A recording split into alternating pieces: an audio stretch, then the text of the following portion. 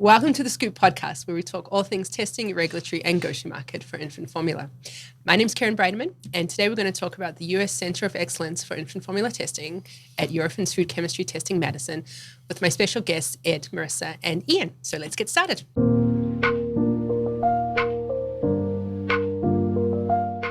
Today on the show, we're excited to have Ed Ladwig, President of Eurofins Food Chemistry Testing, Marisa Feller, General Manager of the Vitamins Lab, and Ian Laessig, the General Manager of the Nutrients Lab.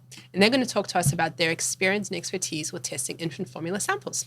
Thanks so much for being here, guys. Thank you. Thank you. Absolutely. So, Ed, let's start with you. Why don't you tell our viewers a little bit about our Center of Excellence here in Madison?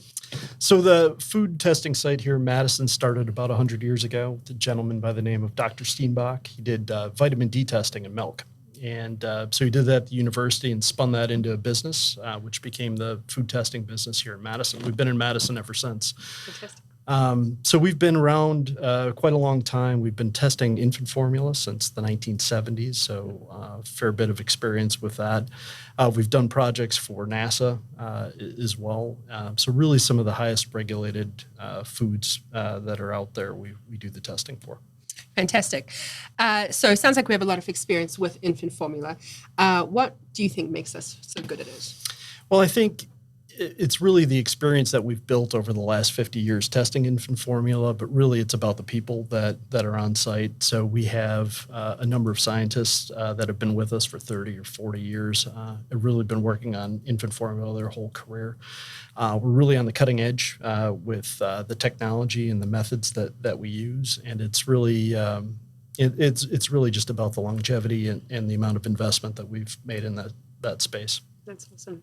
And so how is the site in Madison broken down?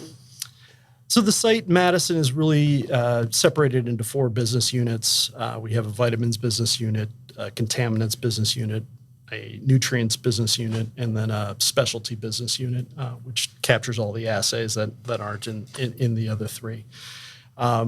They're very big. So the site itself is the largest in North America for food testing. We have about 450 or so chemists on site there. Yeah, very impressive. So Marisa, Ed mentioned the 4 business units, and you obviously look after the vitamins one. So tell us, why is vitamin testing so important to get right in infant formula?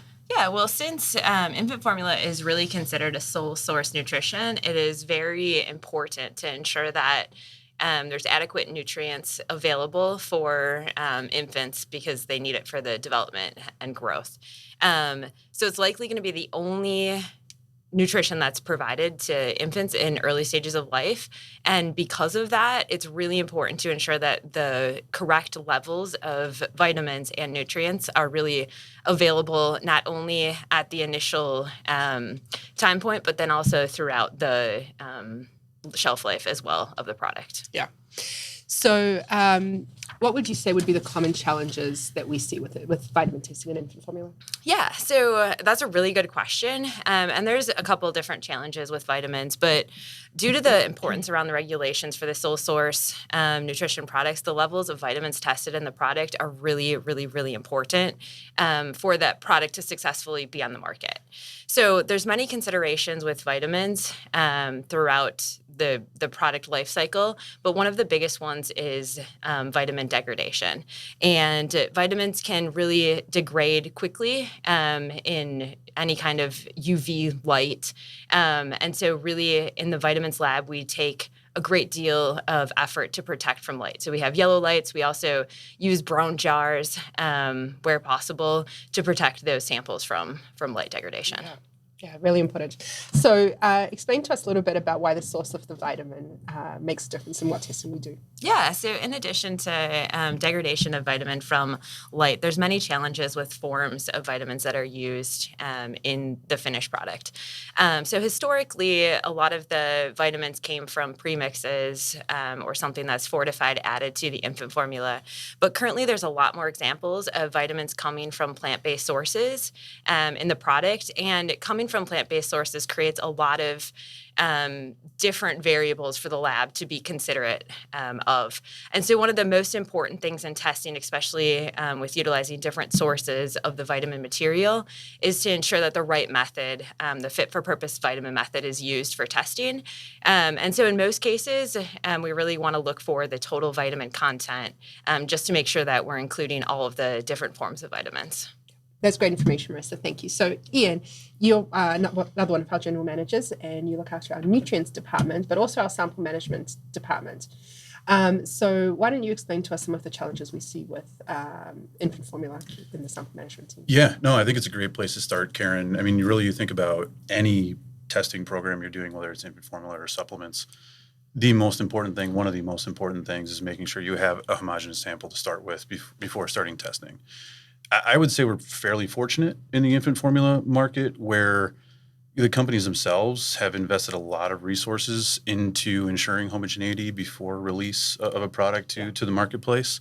I mean, case in point being how much effort the industry took on powdered infant formula using spray dry technology to make sure they have an homogeneous sample for the consumer. So we're a bit fortunate there where I think we have the most significant challenge for us is to make sure we're following the sampling and testing parameters that our clients have for us. So really what I mean by that is clients will have us test 3, 5 plus time points throughout the production of a lot to make sure they're getting consistent production throughout the facility. What they'll also have us do is perform a composite of some of those time points as well. That's where the responsibility is really on us as the testing laboratory to make sure we are compositing that sample appropriately. And we'll use industrial mixers in order to do that so we can composite the entire material together before we release it to the lab for testing. I'd say that's the most critical step that we provide in that area. Yeah, and super important to get right. So as a follow-up to that, how do you ensure we don't get cross-contamination when you're going from one manufacturer sample to another manufacturer sample? Yeah, the easiest step is to use single-source container. So as much as we possibly can, we'll use single-use containers in order to prep a sample. In many cases, you can't. You're using an industrial-type mixer. Sure. They just don't have throwaway parts that you then toss right back in. So what we do, we have also industrial dishwashers that are specially designed in order to take the equipment that we need to have washed, including steps within that washing cycle that an at-home dishwasher doesn't have to ensure that the material is clean as possible. So every single container we use would be used once, put through the washing process, dried, and then brought back to the prep lab before using on another sample. That way, there is zero possibility of a container being used back to back on a client A or a client B sample. Yeah, that's super good to know. Yeah. Awesome. So one of the departments that you oversee is our fibers department, where we were very lucky to release a HMO method last year that received first action at AOAC. So it was a great accomplishment by your team. Thank you. And so why don't you tell our viewers a little bit about our involvement with AOAC and what it really takes to bring a method to life? Yeah, I would first say AOAC is something that we've been extremely involved with throughout the history of Eurofins and the Madison site. So when you think about the process to actually get a method through, even to first action as a start, there's a fair amount of work that goes into that. It takes a pretty significant investment from any industry or any vendor that's going to go through this process. You have to invest up front. So, I mean, first and foremost, you think through the steps. I mean, you're going through method development yourself to begin with, whether that is through client request or whether that is through something we see in industry to make that decision. You're starting there with method development, which, depending upon complexity of method, can take months to years potentially, right? But when you think strictly AOAC process, you're typically looking at SMPRs, which are standard method performance requirements that is usually put out by AOAC. That is a baseline of what that method has to adhere to even be considered for adoption. Beyond that, you have a developed method, have the SMPRs. You're then doing a single lab validation, which you'll do at your laboratory, which has to include a certain number of matrices and meet those SMPRs, which once completed, you would write up a complete report and a method for that's submitted to AOAC. it gets peer reviewed, it gets reviewed by a subcommittee, then it's brought to a vote. If it's going to be adopted or not, it gets motioned, has to be seconded to be adopted, and then at that point you would have a first action status method. Yeah. And it's great because a lot of those people doing the peer review are actually infant formula manufacturing scientists, right? Yeah, so yeah. it's a great vote of confidence in our abilities. Yeah, absolutely. I mean, it's going to be scientists that are tied directly to infant formula companies themselves, as well as other third-party labs. Yeah, fantastic. One of the most rigorous processes Absolutely. Yeah, for developing a method. Yes, it is. Absolutely. Yeah. So Ian, how long does it take, for example, to get to first action where we got to with HMOs? Yeah, so to get to first action, at a minimum, you're talking probably about 1.5 years of time to get there and get that adopted. And then if you go beyond that, there's another step to go to final action status, which then requires additional investment from us to do that, which is setting up a multi-lab validation, which requirements are 8 labs, but typically we try to target 10 to 12 because sometimes labs may not get data back to you. Sure. And we also target international labs. So you're looking at least 2 international labs, probably 8 to 10 domestically. And then you're taking all of the effort to provide the samples that are going to be tested as part of this validation, doing all the homogenation, sending it out to those labs. Then you receive all the data back, you table it, compile it, write up another report, submit to AOAC. That probably takes another 1.5 to 2 years. When you're thinking of a method from start to finish, final action, you're looking at a 4 to 5 year process, probably at minimum. Yeah, and all that resource and cost is on Eurofins. It's all directly on us. Yeah, it's a great testament to our commitment. Yep.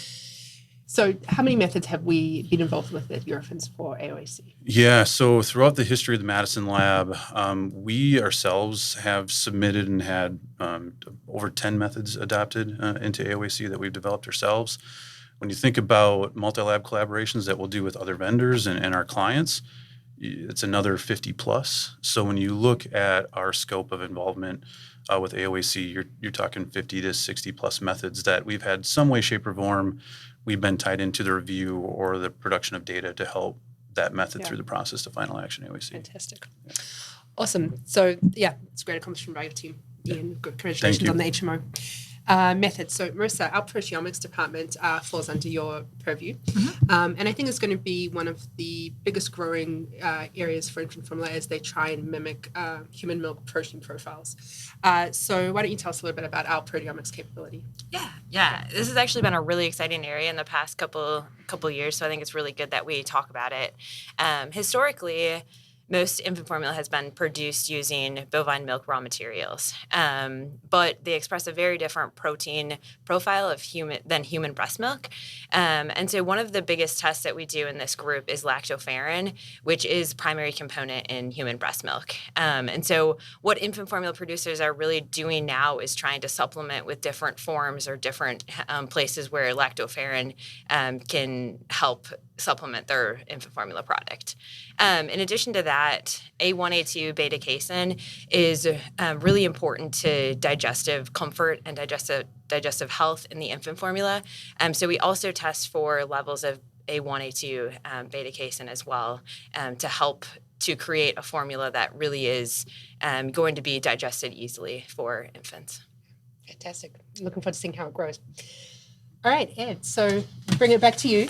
Looks like, our lab is really poised to grow well with this market in the next, 3 to 5 years. So how do you foresee both the lab and the industry growing in the short term? Right. I think the way the industry is going to grow is there's a number of big players today. And I think the government, the industry is really going to grow with some smaller players. Startups that are coming in that are going to create some competition, I think, for the bigger players in the industry.